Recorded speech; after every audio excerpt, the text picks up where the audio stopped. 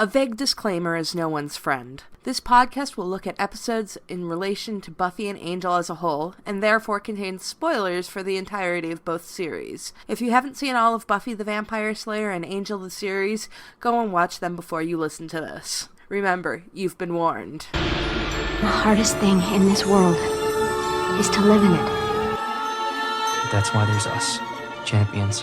We live as though the world were as it should be, to show it what it can be. The Earth is definitely doomed. It's Tuesday, so it must be time to return to the Hellmouth. We're going through the Buffyverse episode by episode and a look back at Joss Whedon's iconic shows. I'm MC, and I'm here with... It is Andy. This is David. And I'm Logan. This week, we are talking about Enemies, which is episode 17 of season 3. Enemies. And was written by Doug Petrie and directed by David Grossman. It originally aired March 16th, 1999. So we start out with Buffy and Angel coming out of a porn question mark? Is this supposed to be 9.5 weeks? It's an artistic movie. I think it was the cook, the thief, the wife, and her lover. Well, the Peter Greenaway film. It was not. No, because it was a different language, right? Yeah, it was. It's in French. Well, I'm going to call out Buffy Wikia page on this because they suggest that it's likely a reference to Moliere's Feast in English. Moliere's Feast. The only problem is there is no film of that. It's a play, and it wasn't written and published until 2011. So I'm guessing they are wrong. Yeah. And if anything, it's probably, and because they indicate that they kind of indicate there's one scene with food, I'm guessing it's 9.5 weeks. 9.5 Yeah, weeks. that's kind of where I was going. It was, kind of like this artistic, slightly porny type thing where it just or maybe these really old and they're referring to Last Tango in Paris. Had the Fabuleux Destin de Amélie, had that come out yet? No. No, it was 2000, And that movie is so sweet and non-porny. No, Amelie is lovely. It's, this is... I always took their little, scooter ride through Paris as, a metaphor for orgasm, but that's just... Okay. In a little one-movie theater town like Sunnydale, this is what's playing? It depends on who owns the movie theater. If they're, super artsy... maybe... I mean, sure, yeah. Yeah, because being in a town that's a lot like Sunnydale and having a very small movie theater, sometimes they get, first-run movies, but it can actually be very hard for them to keep first-run movies because of the contracts. Right. So they're just playing movies 13 years after they are released. So if it is actually 9.5 weeks. Or it's a festival of porny French films. Maybe. Yeah, it could just be that the theater is super artsy-fartsy. I mean, I think this is the only time anybody from the Scoobs ever actually go there. So. Yeah. That could be the artsy-fartsy theater, and their, regular one is at the mall. Yeah. Maybe. I mean, there are possible explanations, but it was just really? Weird. But the main point of the scene is that Angel and Buffy are both super horny. Okay. Yeah. Great. Yeah. You owe me a Coke. But I will say that Angel is it's okay. For once, Angel says a good thing, and he's I can control me. Because why shouldn't men be able to control themselves if sex is off the table? Buffy's hornier than Angel at this point, actually. Oh yeah. One thing that kind of bothered me. It's not really a problem at this point, but the Angel will get to know on Angel doesn't seem to be the kind of guy that doesn't go to movies. And he says, I haven't been to movies in a long time. That just seems weird to me. Well, I think Angel hasn't really done anything of note since what's a long time? I mean, he was still doing stuff up until the 70s, and then he became the alley dweller, so... Right. That's 20 years, that's a while. But the 70s, I would think he would have seen Last Tango in Paris, and... this movie should not be that much of a surprise to him. But, whatever. Well, I mean, part of it is the embarrassment of going to see a movie with your 18-year-old girlfriend and having to sit through porn. when you'll have to do the leave room for Jesus thing. Always. Yeah. End up getting some smoochies on, but Faith interrupts them, and Faith is looking evil, but also very good in her leather. Yeah, I'm noticing she's getting more leathery, and I don't mean her skin because she's lovely. Leathery in her dress style when she goes evil, which is such a Buffy Angel verse sort of, if you're evil, you wear more leather. Yeah. And I always like the line, I'm just keeping her warm for you, because of the puppy. Yes. So gay. Yes. Yeah. So And good. they go patrolling, and we get introduced to Skylar, a horned Sisters. demon named Skylar. Yeah, work. This is one of the first kind of, he's not a benign demon, but he kind of is. He's like... Yeah, we get our... He's not evil in a demony way. He's distasteful in a very human way. He's a scumbag. We get our first hints of I imagine what they'll do with Clem Yeah. down the road. Yeah. Which is, I think, nice for the show. I mean, Fate says demon's a demon. But as we, of course, will learn later, and particularly on Angel, not so much. Yeah, no, this guy reminds me a lot of, like, the prototypical version of Merle, who is not, like, a great guy, but, he's okay, and he doesn't really do anything.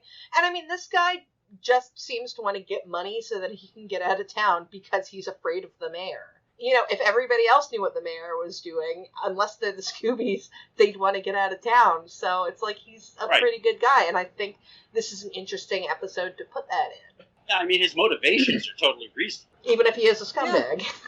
Yeah. And he's not such a scumbag that he's not just going to knock somebody over the head and steal their car. Like, Yeah. legitly. And I mean, he's asking for $5,000, but $5,000 isn't unreasonable for some really ancient books. Later, when we get into him, when he's making even though Cupper has some checking and boxing, Supply and demand. Yeah. He has the Books of Ascension. And I'm sure Giles actually has 5 large sitting around somewhere that he could use. And he's going to the Slayers about it. He's not going to the mayor, who the mayor would pay for it, and make the taxpayers pay for it. Yeah. Prick. These books have come into town and gotten into his possession. I kind of wonder if the mayor was bringing them into town and this guy, like, intercepted them somehow and is, like... Yeah, I was wondering that, because otherwise the mayor's leaving a lot to chance, because he's already done his immortality thing. Why are you putting this off? A lot of procrastination there, but that makes a lot of sense, yeah. Well, I think this is actually one of my big complaints about this episode, is that, for as much as I joke about this being exposition the episode, a lot of stuff is not explained in this episode. A lot of stuff just sort of happens, and you just kind of have to accept it. It's like, there's all of these lies on top of lies, and plans on top of plans, and plans inside of things. It's like Inception of plans. And... Which also left a lot unexplained. So. Exactly. I really love this episode, FYI. So... But we go to the opening credits, and then we have the mayor and Faith together, and we really cementing the mayor as a father figure to Faith. My dad, it gave me such dad feels. My dad had said crap like that to me. He's just like, okay, granted, Faith's hair's not really in her face because it's TV, and you're not going to put hair in someone's face. But my dad was like, all that hair in your face, you can't use a ponytail, put it up nice. And I'm like, oh my God, the mayor's like an evil version of my dad. Yeah. Maybe that's why I like him so much. My dad was like the furthest thing from evil, but like the whole put your hair back and there's nothing uncool about healthy milk. Teeth and bones. Okay, my dad wasn't that bad. But it was very much a dad feel, so I kind of really appreciated that. But he does threaten her subtly with the mention of Trick. It's not that subtle. Yeah. No, it's not subtle. It's pretty direct, actually. It's like, replacing him was hard. I'd hate to have to do that with you. But this is only the second episode where they've been working together. So we will definitely see over the course of the season that while he's just kind of starting to be fatherly here, by the end of the season, he absolutely means it. Like, it's not a put on to him. So by the end of this episode, I think it's real for him. The gang has now found out that the Books of Ascension are a thing. and are talking about what is exactly Ascension. And we've talked before about Willow's growth in magic and how we think Giles needs to like do some actual protection of her in terms of the magic she's doing. And here we find out that he's actually doing that. It's just Willow doesn't fucking respect it. He's just doing a really bad job of it. What he should be doing is talking to her about proper training instead of just locking up the books, because the first thing a kid does is be like, oh, you don't want me to see that? I'm going to see it. She's like, I'm Hermione, I'm going to sneak into the restricted section. But at least he is making some effort to lock up the books. When it comes to Willow and magic and her thinking that she is ready for certain things, I'm not giving her any leeway on things. Like, if Giles is locking those up, she should not be accessing them. Even if it wasn't just magic, if it was Giles's personal shit, she should stay out of it. You stay out of people's personal shit that they've locked up and said, this is my personal shit, don't go in there. That is true. As a 30-year-old, I agree. As a 16-year-old, I did not. And actually, I don't. 17-year-old, I think she says he just keeps it way up top, on top of the bookshelf. She doesn't have it locked up. Willow's so small that he thinks that she won't be able to reach it. Right. Willow and Oz are tiny, they won't be able to get to it. She's too young to understand ladder technology. True. Now I'm just kind of picturing, like, Oz giving Willow a boost, like her sitting on his shoulders together in books. What, are they wearing like a trench coat?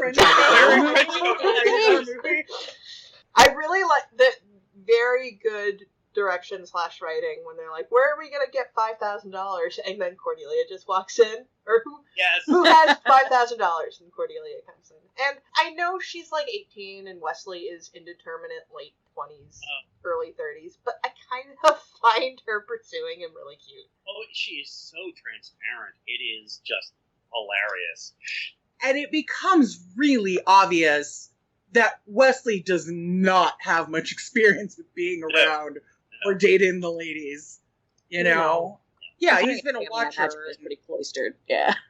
Honestly, my real problem with this whole what will be a continuing thing with Wesley and Cordelia is they made a big deal of it being inappropriate, but then it's just going to keep going, even though they settled that right out of the gate.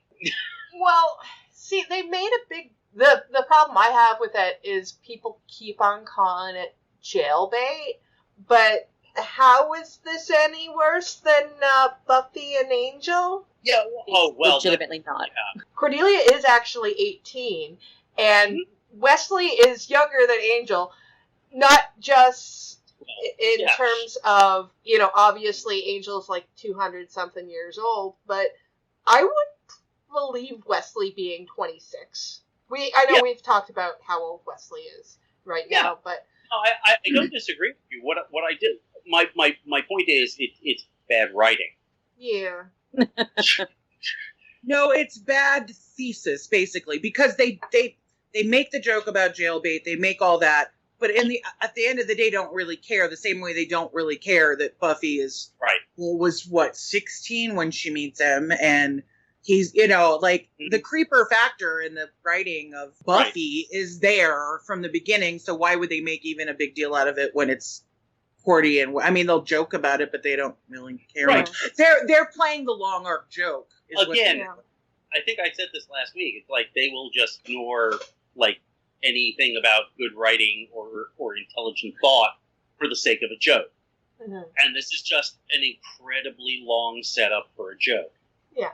I have an English paper to write. You're English. I work best in restaurants. So they decide they're going to find out more about this demon in the Books of Ascension, but Faith beats them to the punch by somehow finding out where the demon is first. The demon Skylar. I want to keep mentioning his name because I love that there's a demon named Skylar. Yeah, I like it too. It sounds like a California surfer name. Yeah. I think it is really interesting and subtle. Subtle. But within the acting and writing, they do set up this Skylar dude as harmless. Yes. Not harmless, like, again, kind of like who you said, the guy in the Angel, Merle, right?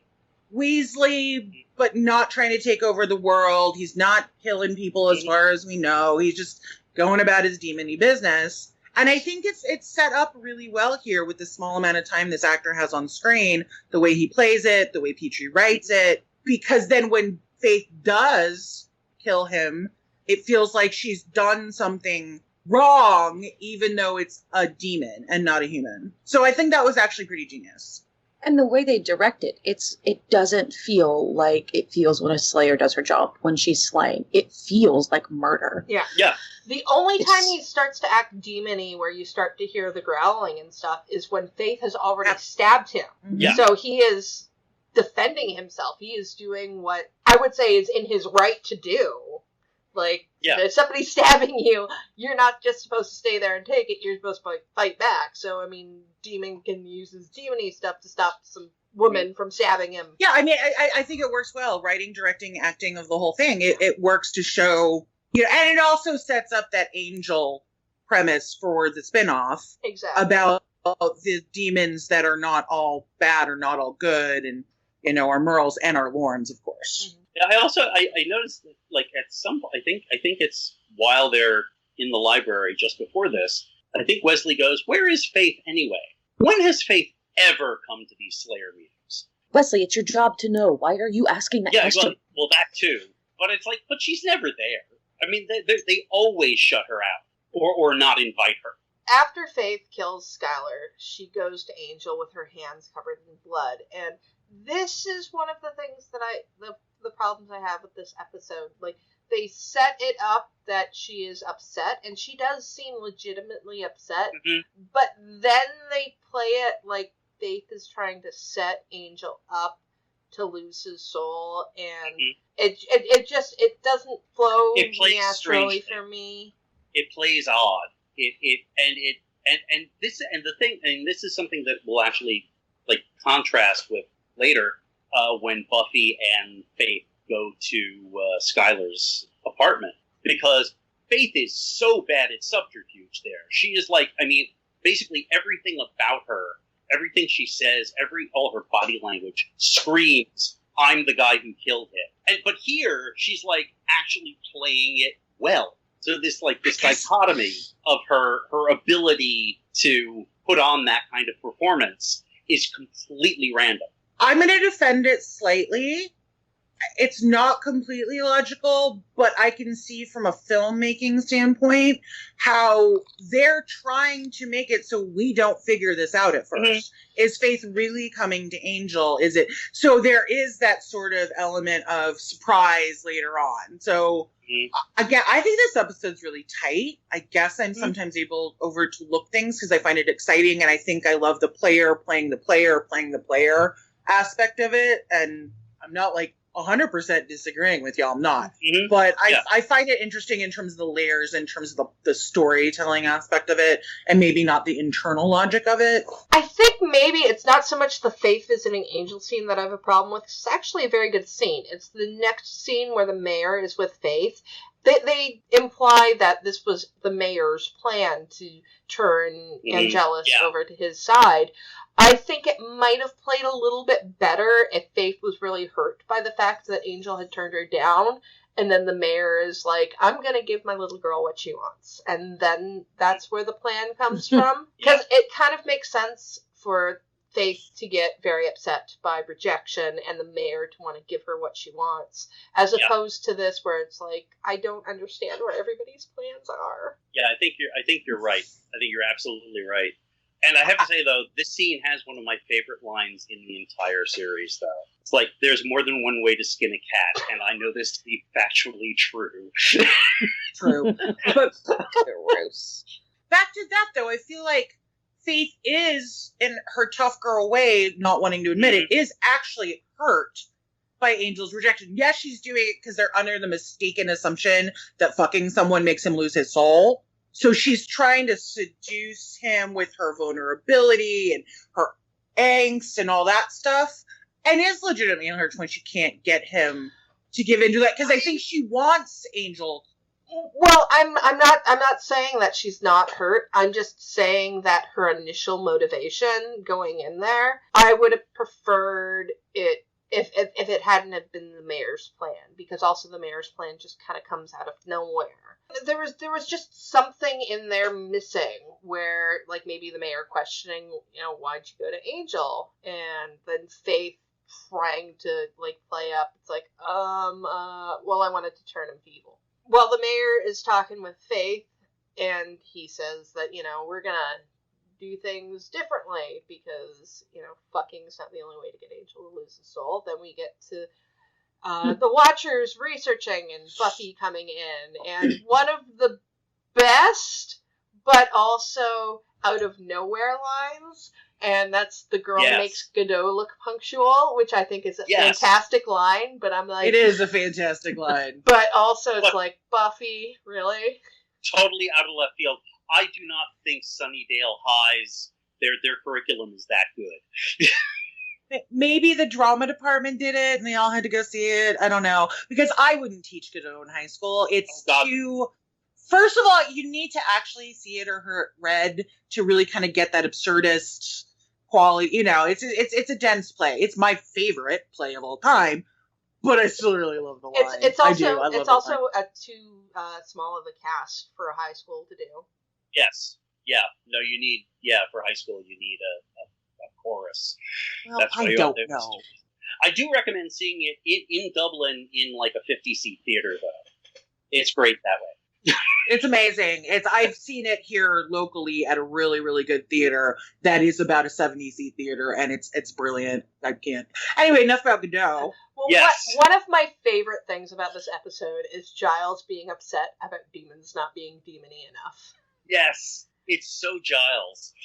One of my favorite things about this episode is Buffy's freaking outfit with the navy and the pink thing. Oh, yeah. It is nice, stunning. That is one of my, if not my favorite, Buffy outfits. Quite breaky entry enough. Right, it's not breaky entry enough, but I go nuts over that outfit every time. I love it so. I want to wear that tomorrow. It's so pretty, and Sarah's hair is perfect, and this is like peak Sarah right here for me. The Giles not being upset about demons not being demony enough. It's a really well-crafted joke throughout this episode because they hit the note twice, and then at the end we have the punchline, which we will get to later because I love that bit too. But the Slayers are sent out to go get the Books of Ascension from the demon, and surprise, surprise, the demon's dead, which we already know. And as we already said, Faith is pretty bad at lying, considering she says later that she's the world's best actor. Second best. Well, we'll get to that. Though, I mean, Buffy keeps on saying how it looks like the person who killed the demon had fun. That fight scene didn't actually look fun for Faith. No, it didn't. Is she implying that, like, Faith stayed behind and, like, mutilated him? I mean, possibly. I mean, I don't know. But she did say whoever did this, like, had a party.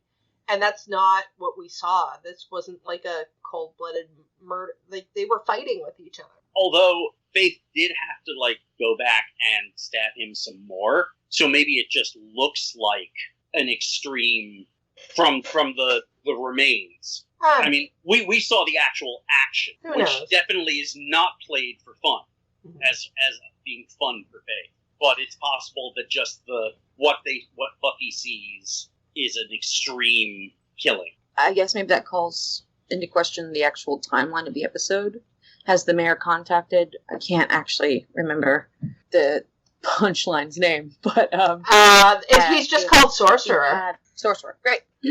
If he had, then would the Scoops not already be aware of Faith's duplicity? That's the very next scene that the mayor is meeting with the Sorcerer, so we don't know. I assume that Giles finds out, and Buffy would find out after the mayor meets with him. So that's my assumption. Yeah. Yeah. And let's talk just briefly about the mayor meeting with the Sorcerer, which I think is a really great scene because for as evil and horrible as the mayor is, and all of the stuff we see the mayor do, we don't get to see him interact with a lot of demons that are not Mr. Trick. And Mr. Trick is certainly not your typical demon, Meanwhile, this sorcerer guy, who is demonic, is so, like, your typical sorcerer demon guy. Like, he's a total straight man, and juxtaposing him with the mayor is really great. I love how friendly the mayor is trying to be while the sorcerer is all business. Although we do see a limit of the mayor's powers here. Yes. Even he cannot sell someone on stale diner mints. It is just those things are terrible. I don't care if they're low calorie. Once the mayor and the sorcerer agree to their deal, then we get Willow trying to comfort Buffy. And I think she does a good job. I think she does an okay job, yeah. I think that, yeah, I mean, she says some really slut-shamey shit about Faith and the whole built for that kind of thing. Yeah. And that's language you hear on Buffy from the writers all the time. They state that they're super feminist, and I'm not doubting their intention, but then they write some dialogue that's really... But, you know, Willow's really assuring, and she actually recommends communication instead of Buffy bottling it up. You know, she says, talk to him. Absolutely. So, you know, Not that she'll listen, but we'll talk about that more in the next episode. Yeah, she does right by her friend. It's a good, you know, and it's always nice to see them together doing the friend thing. And then Willow's line, which is the motto of my life. I think you all know what it is, right? I too know the love of a taciturn man. Yeah.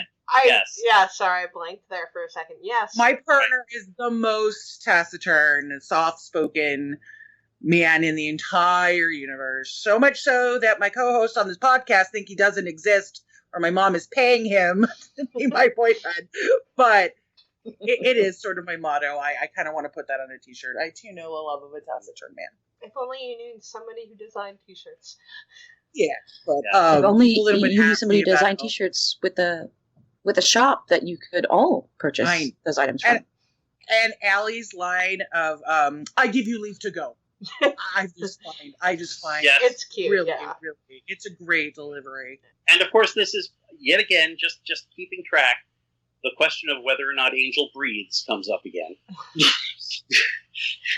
We're never gonna figure that out. No. No. Then I guess it must be sometime after that scene that Buffy finds out about the sorcerer, because Buffy's still very upset about the whole Angel thing. But then the next scene is Faith taking Angel's soul, so everything must be into place by then. So I don't know, maybe she went and talked to Angel and did take up Willow's advice, and they had a little bit of a talk, and then they worked out this plan. But I don't know, because we didn't see it. Because so much of this episode is actually stuff that we don't get to see. Faith comes to see Angel and, well, takes his soul. You know, there's a light show going on. Yeah. Heavy quotation marks. I actually had a funny thought. I mean, spoiler, we know that this is all an act. And we will learn that. We might guess it immediately, and we will learn it by the end of the episode. If it wasn't an act, since this kind of somehow seems to involve Faith tossing blood on Angel, could he have just avoided losing his soul by taking off his shirt? Yes, please. Yes, please. I have been okay with that. Because I forget how attractive season 2 and 3 David Boreanaz is. I am wondering if this guy is connected to the later shaman, I think they call him, in Soulless, who does actually take Angel's soul. Because actually they do look very similar in the way they're dressed. And the way the actual spell goes, kind of very, very similar. Of course, this is a light show and everything. Right. But I always like to think about stuff like that because I love thinking about season 4 of Angel. Because I love season 4 of Angel. I think it would make sense if that they're the same order or something. Yeah. If that had truly been Angelus, Faith would be dead. Oh, yeah. They wouldn't be having. And I have to say, I'm going to say it several times during this episode, David Boreanaz playing Angel, playing Angelus, he's brilliant. He is very because good. he really do good all in the Angelus stuff, and you kind of go, what's happening? but it's a parody of Angelus. It is a parody of Angelus, but the mayor and Faith have never met Angelus, so they don't know that he's going to be as accommodating and reasonable as, you know what I mean? Like, when in actuality, Faith would be freaking dead, and he would have been torturing Buffy again. It reminds me of the season 1 episode of Angel, which the name escapes me. Maybe Eternity, with the actress who ends up slipping Angel a yes. Right, yeah. Basically gives Angel ecstasy, and so he loses inhibitions.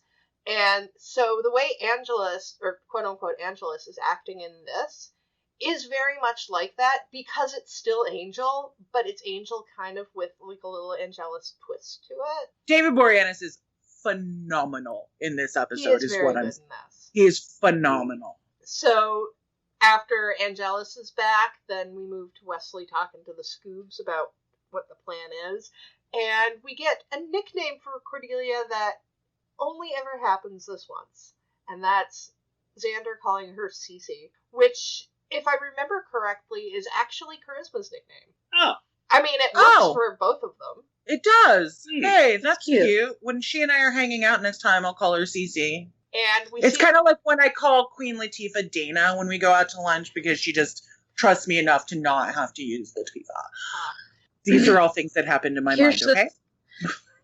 Here's the thing, though. For a second, I was like legitimately not questioning it because of MC's and David's and honestly your just general existence and the shit y'all drop. And I'm like, oh yeah, my life's like that too. It's not. Oh yes, go see Waiting for Godot in a 15-person theater in Dublin. Yeah, I'll do that. I'll get right on that. I saw it in a tiny theater in Albuquerque. I got nothing to say about Dublin. Hell yeah. But we see Oz is actually in this episode because he hasn't turned up now. Yay! And apparently Seth Green has finished filming Austin Powers because his hair is blonde again. I like the blonde hair, but also I can see why Seth decided to leave, because even though he's in this episode, besides making that one leap to get them where they need to go, he does nothing, and that line could have been passed off to someone else as easily. I was actually thinking that very thing when they had him sitting in that chair, and he's kind of got that faraway look, which in earshot you'll see like him with all of his thoughts, and so they actually made it like, you know, Oz is just a really intense thinker. But he is just sitting there, like, getting a paycheck, and I'm like, oh, Seth, I feel really bad for, you know, having anything to do other than saying, it's like, hey, let's go check out the Hall of Records. It's a smart plan. It is a smart plan, but yes, we understand Seth leaving. And Faith brings her new boyfriend home to her dad. I mean, that's entirely what this scene is. Yep. It is.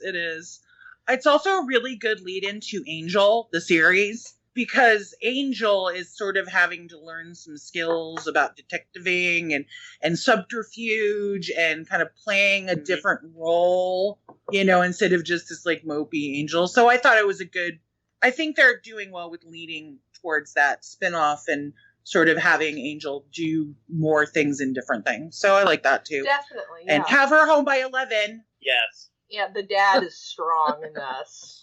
Although usually you bring your boyfriend home for the first time, he doesn't try to stab your dad through the chest. Yeah, but they, you know, Angelus is evil, and the mayor, you know, respected him for it. Because he's a good shot. And now we know, exposition, that the mayor can't be hurt like that. Well, I mean, we already knew that. The audience knew that. We knew that. Did they know that? The Scoobs did not know. They now know that. Now we get to the point in the episode where we get it. It's just a very quick thing that probably they could have cut out, but I'm so glad they didn't, because Xander gets punched in the face. Yes, my note reads, and Angel finally does what we've all wanted to do to Xander at one point or another. Though I have to say... And I think especially Angel's like, nope, I know this is subterfuge, but... Oh, I love his line. I love his line. The guy just bugs me. That was actually Angel talking. That was Angel. Oh, that was 100% Angel talking. Yeah. Xander doesn't really bug me that much in this episode. No. We got $20 to bribe Willie. Hey, it was 28. 28. It was 28. I wasn't sure if he said 20 or 28. But okay, Xander doesn't kind of strike me as the kind of guy who would have $28 on it. It was probably his comic book money for the month. Oh, now I'm really depressed for him. Buffy takes place on Tuesdays. It's like almost always Tuesday when Buffy episodes happen, and that's... Oh my gosh, it was his comic book money. Now I find Xander really heroic. Yes. Wow. Okay. I'm impressed. That's dedication. Christine Sutherland earning her paycheck with a very quick scene. And that is actually coming from Angel, not Angelus. Obviously, he's not pretending to like Joyce's hair, right? I think it's just a compliment made smarmy by his, he's trying to play off Faith, so to fit. But in actuality, Angel's like, oh, Joyce, your hair looks really good. He's got to do some sucking up to Joyce, because, I mean, I think, like, the whole idea of, like, Angel and Buffy dating probably still isn't really thrilling to Joyce. It's a sweet line, though, once you know what's happening later. Yeah. Because you realize he wasn't actually being, he was actually honestly just complimenting Joyce's hair and sucking up a bit. Angel and Faith take Buffy to the mansion, because it's like, oh, we've got the Books of Ascension, but no, they don't, and Angel knocks out Buffy. And we get a very creepy line about Angel thinking Buffy's really cute when she's sleeping. Which I know he's saying it as Angelus, but also Angel means that. Yeah. Because he's watched her sleep before. I'm pretty sure Edward Cullen watched Buffy and just took notes about how to date. See, what I want to know is, they say, we came to get you to go to the mansion to bring the books to Giles, because there's safety in numbers. But in the meantime, you left the books alone. Alone with no one guarding them.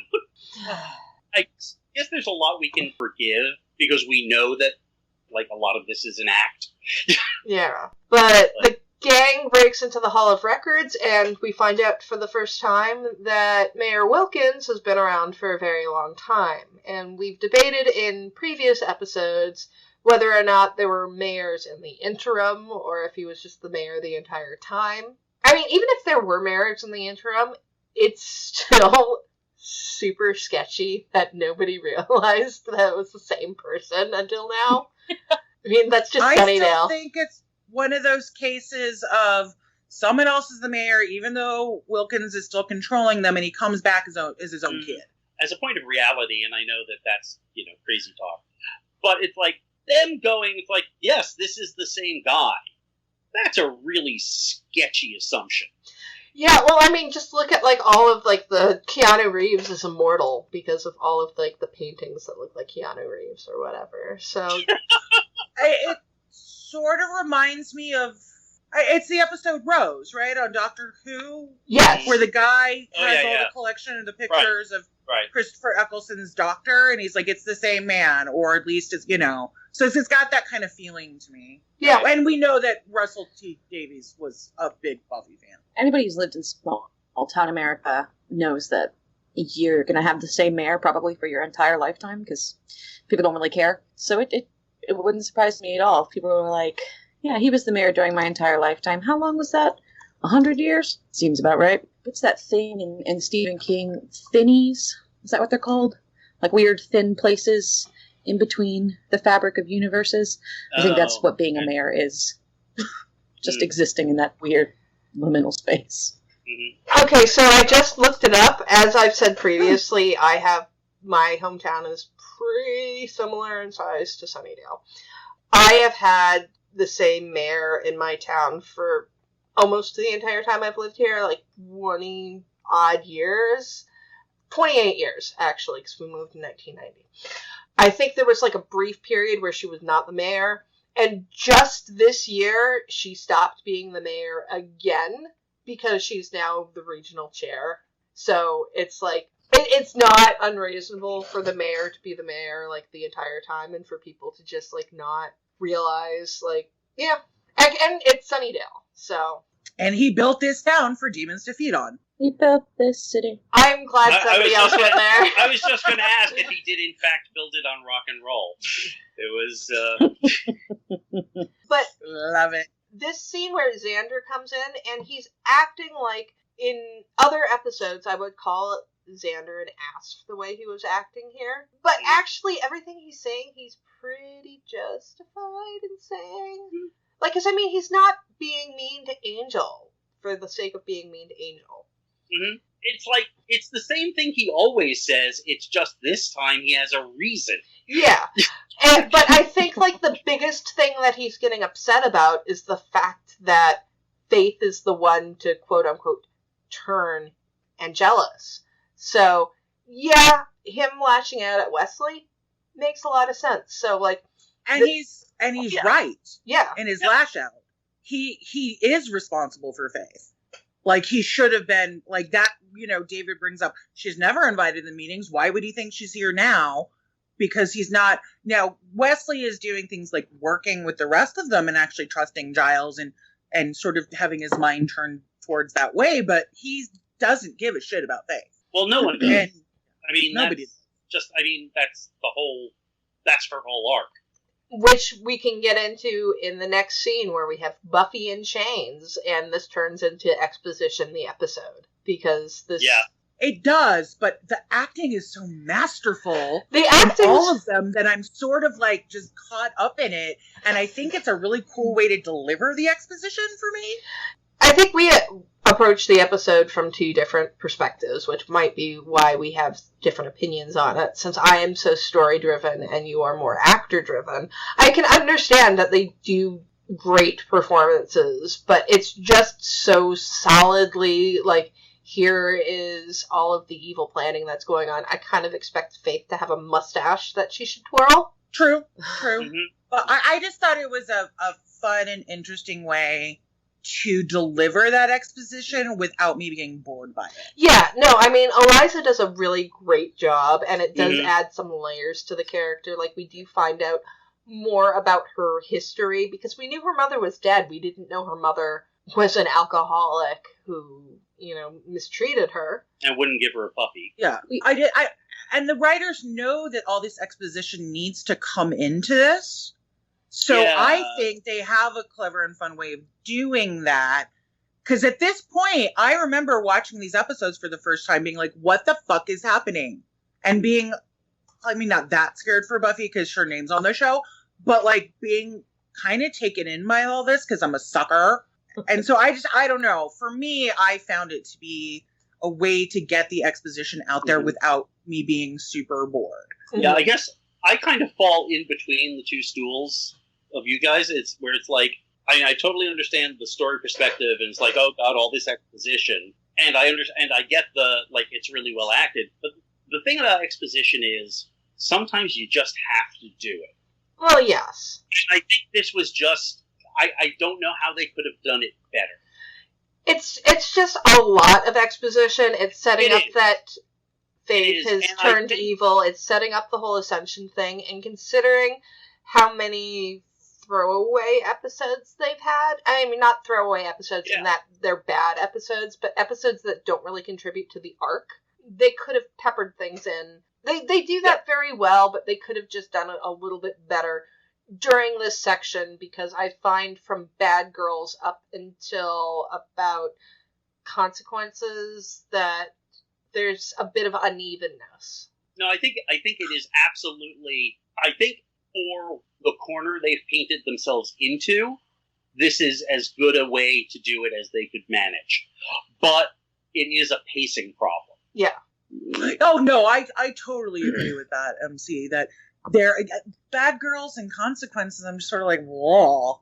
Like, I realized how much I don't like those episodes for those very reasons. I don't mean Consequences, I meant Choices.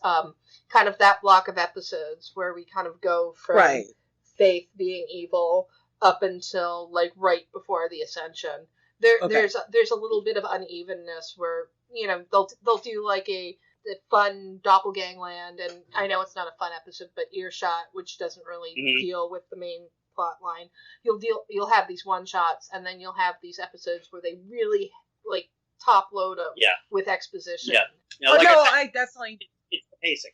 They didn't pace the arc well, and as I say, I think they painted themselves into a corner. And they were forced to do it this way. Yeah, I think it's an interesting way that they did it in this particular episode. But yeah, it is a little tone shifty and not quite cohesive through this back half of the season through Choices. Man, Eliza's so good in this scene. Eliza's and that really kiss great. at the end, that fluffy kiss. At the Okay, end we will. We'll not get to quite that. there. Yeah. Okay. Right I now. do want to point out that Faith is quite prescient about the Ascension, though. There are a couple of things she gets absolutely right. I know, right? They do not stop the Ascension. The Ascension happens. Yeah. They eventually blow the mayor up, but it happens. They do not stop it, and he doesn't have hands. Yeah. Yeah. I am a little surprised that the mayor told her so much about the Ascension. I thought the mayor would have kept her in the dark about all of that. But, the mayor trusts her, thinks of her in a very daughterly way, so I'll just accept it. I do, while I have expressed some frustration at things in this episode, the moment where Faith finds out that Angel's been acting the entire time is so well done. The acting, the directing. I do have to giggle a little bit about Angel thinking himself the best actor because we've made comments about David Boreanaz in the past, though he's very good in this episode. No, by this point, he's gotten very good. Yeah, but when just that slow motion turn of Faith, and you can see the look on her face when she realized what's going on, it's very well done. I have to admit, I don't love the slow motion, only because they almost never use it in Buffy. So it just, it's really jarring. Oh, that's the reason why I don't mind it, because they do use it so sparingly, and this is a moment where it's really important for them to do it. Because it's important for them to do something. Yeah. It's just this, for me, this is so far outside the usual style that it takes me out of the episode. Fair enough. But we get a little bit of fightiness, and it's fighty. But then the important bit of both the Slayers, light and dark, with the knives against each other's throats. And I love it.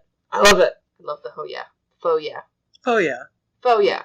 Well, it's both ho yeah, because it's homoerotic subtext, and faux yeah, because they're foes now. So, And just the moment is really nice. The Faith saying that if Buffy kills her, then she becomes her, which is fair enough. And the kiss. The kiss. Yeah. Apparently, I read about this online. I don't know if it's true, because not everything you read on the internet is true. Apparently, Faith... No! I know, right? But apparently Faith was originally supposed to kiss Buffy on the lips. Yeah. Oh, I wish we did video, because Logan's face.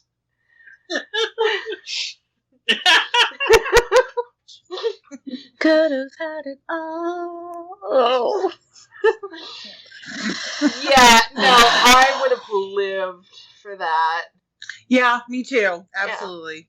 Yeah. Though this episode really does kind of point to Faith's...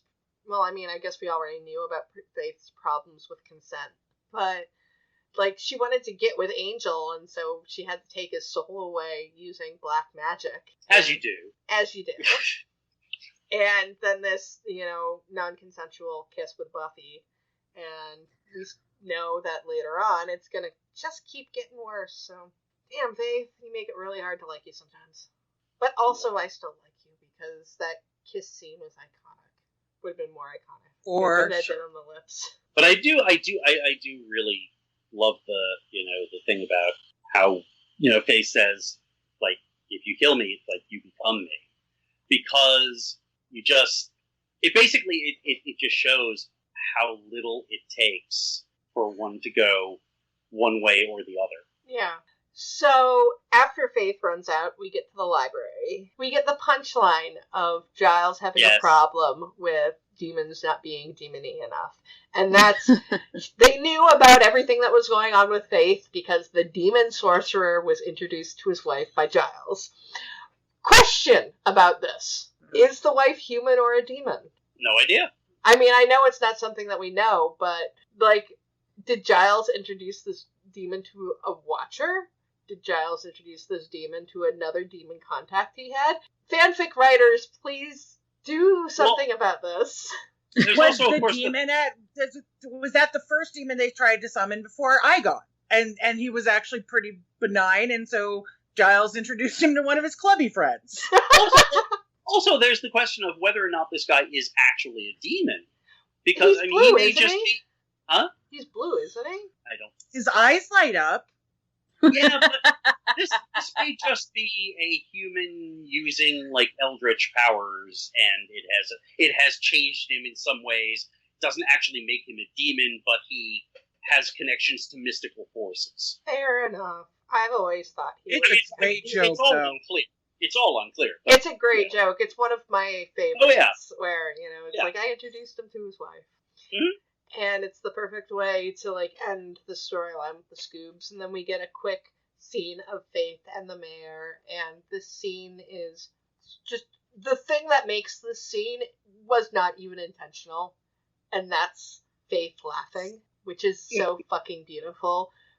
But apparently it was... Eliza was just laughing at Harry Grainer's expression. Yeah. I would be too. I would. Yeah. And the reason it works so well is that it functions as essentially the capper on what's been going on. It's like, this is the end of her relationship with the Scoobies. Yes. That laugh is her fine, and any guilt that she's had, and she's had some conflict a little bit here and there. This is the end of that. This is the break. Yeah. And that laugh that's the break. Yeah, and I think the reason why it works so well is because since it was Eliza's actual laugh, laughing on cue is super hard. And I think that if it had actually been scripted, it would not have sounded so genuine and loving. Because Harry Grainer seems to be like a really like nice guy, so I'm sure he and Eliza got along really well. So this, who's up for mini golf, and then his just ridiculous smile, her laughing like that just kind of pushes the whole fatherly relationship. And it's not full on Jimmy Fallon corpsing during a scene laughing. Like it's it's a natural small laugh. And sometimes in acting, those real emotional responses are what makes scenes better, because you're playing off the actions of another character. So Faith laughing is very natural for Faith to do in this situation. And it's also, and plus Eliza's smile and laugh is great. And it's the kind of, you're so ridiculous, but I'm very fond of you laugh that, as David was saying, does such it's such a good way to cement her relationship with the mayor and fully sever her relationship with the Scoops. And to end out the episode, we get a quick scene of Buffy and Angel and dealing with the fallout of Angel kissing on Faith and pretending to be evil. And okay, it's drama. It for sure is. But Buffy doesn't say I'm breaking up with you. She says I need a little bit of a break, and not in the Friends way. We're on a break. But it was the 90s. But she says it. She says what she needs. Besides, you're still my girl. And she says, yeah, I am. I know. But are you still my girl? Always. As, of course, we will find out this is utter horseshit.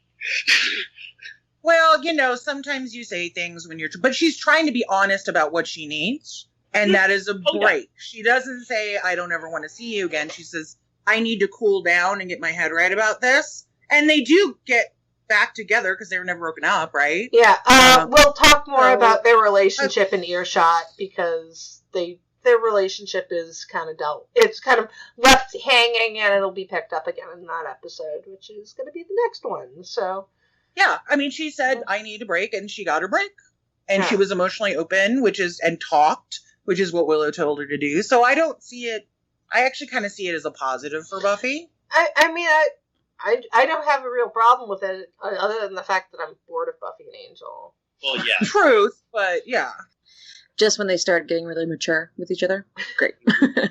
You'll finally reach the relationship status, or as healthy as you can get, and we're really tired of it. Yeah. So, I mean, that brings us to the end of this episode. So, final thoughts? Logan? I really wish they had kept that bit from Wesley that they cut. The you never thought I had the funny in me or whatever. I think I missed that. There's a cut scene where Wesley's talking about, he said, hold on, I've got it in the notes. You failed in last night's mission because you lacked faith. if you had simply lacked faith, a pun from me. Well, you never thought I had the funny in me, eh? And you know what? Fucking nerd. We were right. You don't. I'm I mad. guess that Alexis totally does, yeah. Yes. I'm mad that they cut out the Faith kissing Buffy on the lips. Yes, if that were only. But legitimately, this is an episode I never skip just because It's a good I don't again, because of what they had done with themselves by not utilizing their time correctly, as my teachers used to tell me, I think they managed to get the essence of what they needed to get done in a way that allowed the actors to sort of stretch their legs a bit and try some not new things, but some fun things at the very least. So, yeah. Also, in addition to, there is a lot of exposition, but there's also just a lot of good stuff in this episode. Like the conversation between Willow and Buffy about Angel, the interaction between Wesley and Giles, the joke about introducing the sorcerer to his wife, which is silly, but it's a good joke. And there's a lot of stuff like that surrounding all the exposition, and so I think that really kind of makes it work, despite having to shoehorn in all that info dump. I legit still love this episode. It's not on my top 10 of all time, but and MC's right. I do sometimes look at these like acting choices and things like that, and it's such a great showcase for all of them, Except for poor Seth. For Harry, except for poor Seth, but Harry Groner's great. Harry Grainer's great.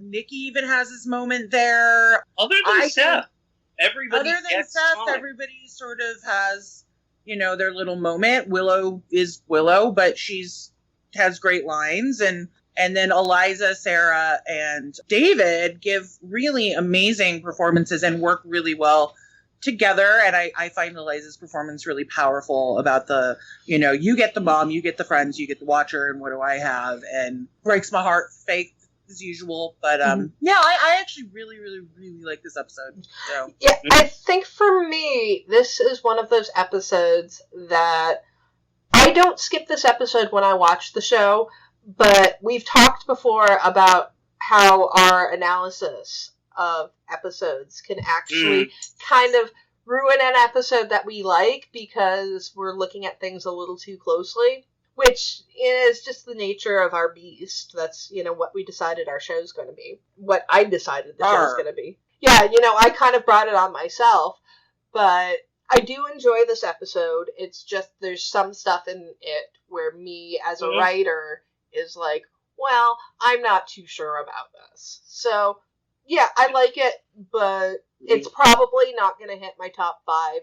I was actually thinking, when we were talking about the whole exposition thing, I was specifically thinking, if I wasn't watching this specifically to analyze and talk about it, that wouldn't have bothered me at all. It's done well enough that if I was just watching it for fun, I would let that go by. Yeah, me too. So I think that brings us to the end of this episode. It's not the best, but it's not the worst. It's a pretty solid episode. So next time we're going to be getting a little controversial with I think what would be defined as Buffy's lost episode, because of, it's the first episode that we're going to be reviewing out of airing order, because this was not aired until the summer, but we're doing it as it was supposed to. Next week we'll be reviewing Earshot. So until then, grr, arg. Grr, arg. Grr, arg. Grr, arg?